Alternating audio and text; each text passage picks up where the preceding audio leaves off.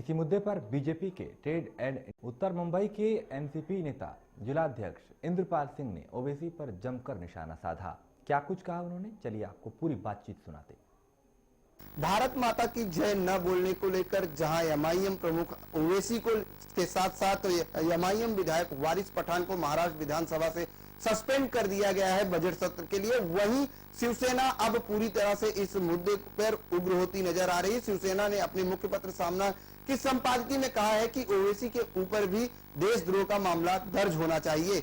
हमारे साथ इस मुद्दे पर मौजूद है एनसीपी के जो उत्तर मुंबई जिला अध्यक्ष इंद्रपाल सिंह जी। उनसे जानते हैं कि सर, जो मामला है जय भारत माता की जय न बोलने को लेकर, जिस तरह से आपने देखा कि अब राजनीतिक गलियारे में काफी गर्माहट देखी जा रही है, ऐसे में एनसीपी की किस तरह से भूमिका देखते हैं आप? एनसीपी की भूमिका ये रहेगी, जैसे कि हमारे राष्ट्रीय प्रवक्ता माननीय श्री नवाब मलिक साहब जो खुद मुस्लिम हैं, उन्होंने भी कहा कि इसमें कोई गलत नहीं है कि ये बोलना कि भारत माता की जय, भारत माता की जय बोलना अनिवार्य है, आवश्यक है, संवैधानिक है और ये बोलना ही चाहिए। इससे कोई धर्म को ठेस नहीं पहुंचती या मुसलमान समुदाय में ऐसा कोई वर्जित नहीं है कि आप भारत माता की जय नहीं बोल सकते। ये जो ओवैसी से ये क्या कर रहा है कि बीजेपी का एजेंट है ये, और ये ऐसे शब्दों को बोलकर किसी तरह के सांप्रदायिक दंगे कराकर आने वाले इलेक्शन में बीजेपी को फायदा करने के लिए स्टेटमेंट करता है।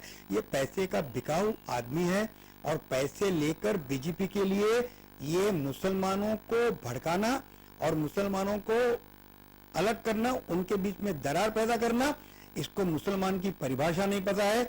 मुसलमान मतलब होता है जिसका मुसलम ईमान हो, जिसका ईमान कभी ना डगमगाए, उसे मुसलमान कहते हैं। ये आदमी तो मुसलमान है ही नहीं, मुझे इसके ऊपर संदेह है। इंद्रपाल जी, अगर बात की जाए तो आपकी ही पार्टी के नेता हैं छगन भुजबल जी, उनको अभी ईडी की जो है गिरफ्तारी हुई थी, अब 31 मार्च तक उनको कस्टडी मिली है, जुडिशियल कस्टडी मिली है।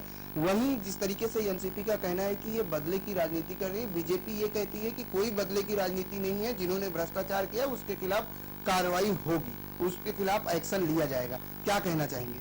नहीं, ये बिल्कुल बदले की कार्रवाई है, क्योंकि छगन भुजबल साहब इतने बड़े नेता हैं जो वाशिंगटन गए और जब उन्हें मालूम पड़ा कि कोई कार्रवाई उनको डिमांड कर रही है कि उनकी प्रेजेंस रिक्वायर है, वो इमीडिएट आए और उन्होंने जैसे ही ईडी ने उनको सम्मन दिया, उन्होंने उस सम्मन को ऑनर किया, उसका मान किया, सम्मान किया और एक एजेंसी के सामने उपस्थिति दर्ज कराई।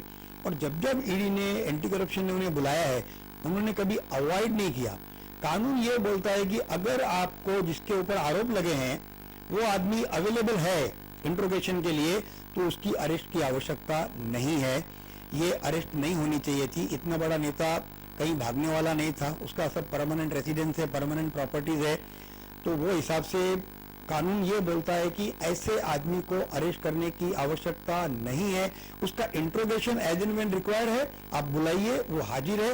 अगर वो हाजिर नहीं होते सम्मन के देने पे भी, तब ये प्रक्रिया करते तो समझ में आता था कि कानूनी प्रक्रिया है। धन्यवाद हमसे बात करने के लिए। ये थे उत्तर मुंबई एनसीपी जिला अध्यक्ष इंद्रपाल सिंह जी, जिन्होंने साफ तौर से बताया कि जिस तरह से ओवैसी ने बयान दिया है भारत माता की जय न बोलने का, उससे कहीं ना कहीं देश में देशद्रोह का भी मामला उठ सकता है, कहीं ना कहीं जो है दंगे फैल सकते हैं। उस पर जो है अगर कोई ठोस कार्रवाई नहीं हुई तो एनसीपी भी एफआईआर दर्ज कराएगी। वहीं छगन भुजबल जी की गिरफ्तारी को लेकर उन्होंने साफ तौर से कहा कि जिन्होंने जो शिकायत करता है किरीट सोमैया, वो पूरी तरीके से इस पूरे मामले पर शांति बनाए। जिस तरीके से वो भविष्यवाणी करते हैं, उससे कहीं ना कहीं बीजेपी